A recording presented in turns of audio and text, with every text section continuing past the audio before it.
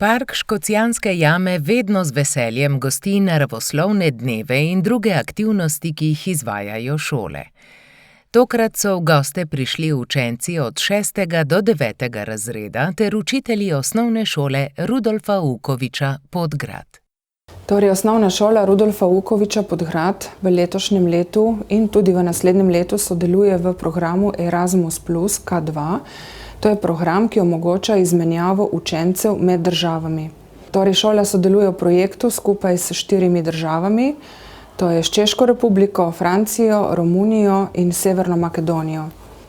V decembru mesecu bi morala šola v živo gostiti te učence pri nas v Sloveniji, se pravi na šoli in seveda tudi v Podgradu, vendar je zaradi COVID razmer bilo to nemogoče in so učenci dejavnosti spremljali preko Zooma. Ena od dejavnosti, ki so bile predvidene za to živo izmenjavo, je bil tudi obisk Parka Škocjanske jame, v katerem bi si učenci pogledali park in delovanje parka ter ohranjanje naravne in kulturne dediščine v parku. Ker pa seveda ta obisk za učence drugih držav ni bil mogoč zaradi COVID razmer, so šli v Park Škocjanske jame samo učenci osnovne šole Podgrad, ostali učenci pa so dejavnost spremljali virtualno. Torej, oglašali smo se iz parka, učiteljice so pa preko Zooma v šoli predvajale filma o Parku Škocjanskih jam ter tudi ostale naravovarstvene filme iz Slovenije. Namen naravoslovnega dne je bil spoznati različna področja, s katerimi se ukvarjajo v Parku Škocjanske jame.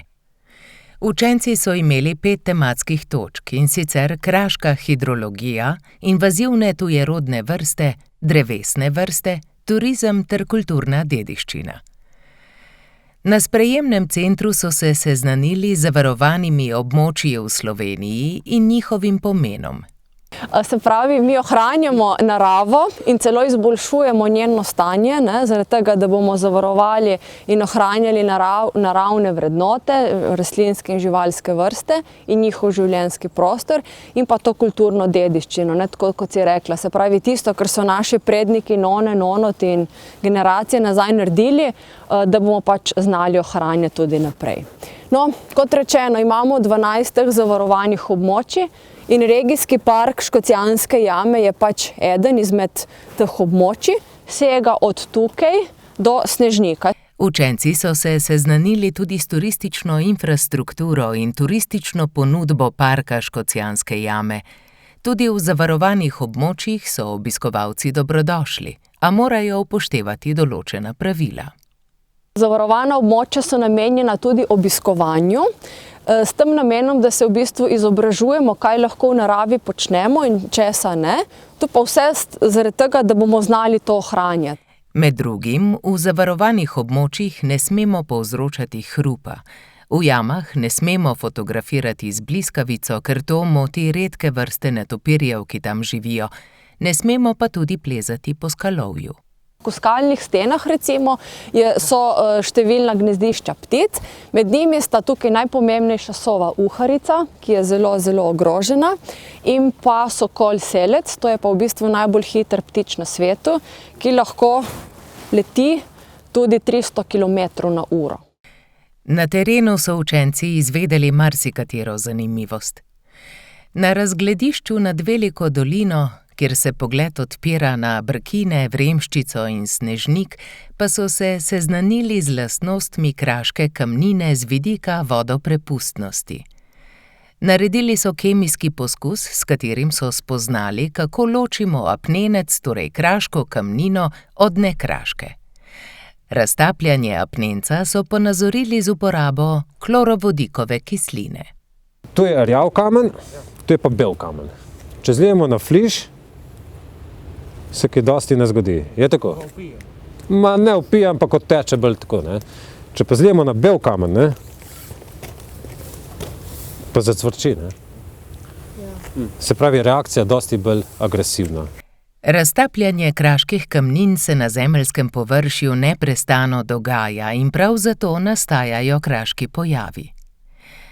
Pot je učence vodila tudi mimo Kala v Matavunu, kjer so spoznali, kakšne posledice povzročajo invazivne tujerodne vrste na življenje naših domačih vrst, ki sicer živijo v Kalu in ob njem. Veliko so se naučili tudi o drevesnih vrstah, ko so s pomočjo listov določali in spoznavali drevesa. Poleg narave so se seznanili tudi z lastnostmi kraških vasi, ko so v Škocjanu spoznavali kraško vas in njeno zgradbo ter odkrivali stara urbanistična in stavbarska znanja. So si v bistvu tako so delali hiše v nizi, da so si naredili zavetje, ne? Ja. Burja piha od severa ponavadi. Kakšen veter je burja? Ta tle na Krasu. Ja, ma je topel. Ne, mrzo. Mrzi veter, ne? Njih zaradi tega so bile hiše skupaj, da je bilo bolj toplo, kadar je pihal ta mrzi zrak. Ja, pa veš, kaj je še problem? Burja je tak sunkovit veter, ne? Recimo, pride v sunkih in pol hitro lahko kaj odnese, kakšno streho ali pa kaj, ne? Do 170 km/h pravijo, da lahko piha. Polni vtisov in s pestro paleto novih znanj so učenci lepo preživeli krasen zimski dan v parku. Smo malo videli arhitekturo, krasna vas je, vsi imajo lesena okna, vse avtohtono se vidi, da je zaščiteno in da se ne sme dajati kar nekaj.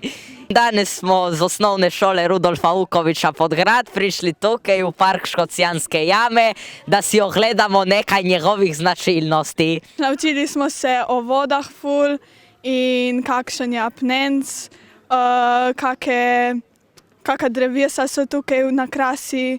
Obisk Škocjanske jame se nam je zdel res zanimiv, ker mi v šoli se nismo ful detaljno učili, ampak so nam zdaj pravi profesionalci razložili, kako kaj deluje, katere drevesje rastejo in bolj detaljno, tako da smo spoznali zdaj Škocjansko jamo na 0 in bomo dobili 5 od geografije.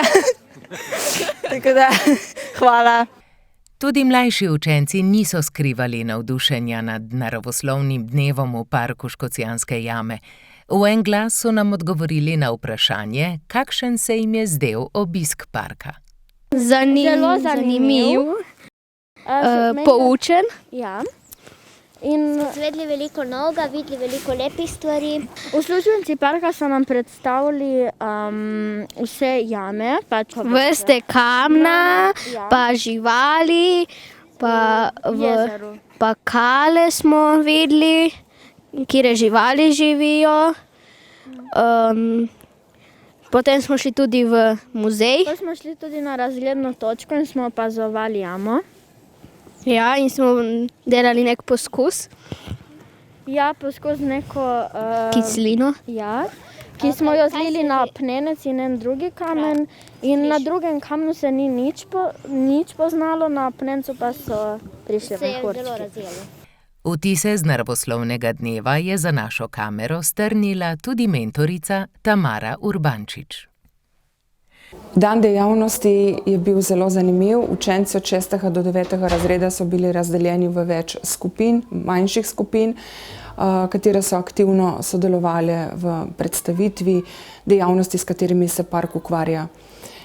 Park ima razvito tudi mrežo šol. Učenci osnovne šole Rudolfa Vukovića so sodelovali tudi v kvizu, ki ga je pripravil park Škocjanske jame na temo dvoživk.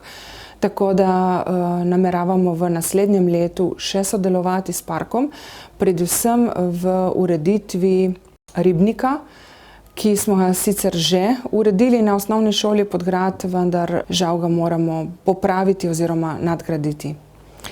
Tako da v naslednjem šolskem letu oziroma v naslednjem letu bomo sodelovali s parkom Škocjanske jame še naprej. Ker v parku Škocjanske jame pripravljajo zanimive didaktične materiale za učence in k izvedbi naravoslovnih dni v parku pristopijo zelo strokovno, je sodelovanje z njimi za osnovne šole še posebej zanimivo.